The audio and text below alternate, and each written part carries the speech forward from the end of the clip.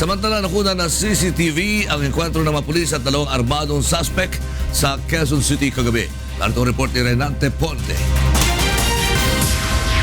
Dead on arrival sa ospital ang dalawang hindi pa nakikilalang armadong suspect matapos makipaghabulan at makipagbarilan sa mga pulis ng Quezon City Police District Special Operation Unit sa Barangay Holy Spirit sa Quezon City dakong alas 11:30 kagabi. Sa kuha ng CCTV camera ng Barangay Holy Spirit, naglalakad ang dalawang lalaki sa Holy Spirit Drive nang sitahin ng pulis dahil sa mga kahina-hinalang kilos ng mga ito. Ilang sandali pa, biglang bumunot ng baril ang mga sospek at pinaputukan ang pulis. Mabilis namang nakailag ang pulis at dito na nagkaroon ng habulan.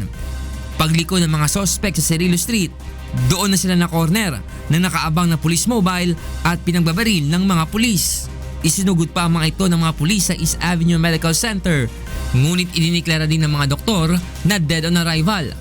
Nakuha sa mga sospek ang 45 caliber 9mm na baril at isang bag.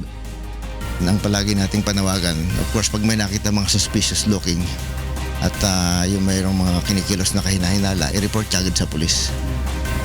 Activated naman lahat yung mga hotlines natin eh. Meron dyan yung 911, 117. Ayon sa mga otoridad, posibleng mga hold-upper ang mga sospek na naghahanap ng kanilang mabibiktima sa naturang lugar. Reynante Ponte, UNTV News and Rescue, Quezon City.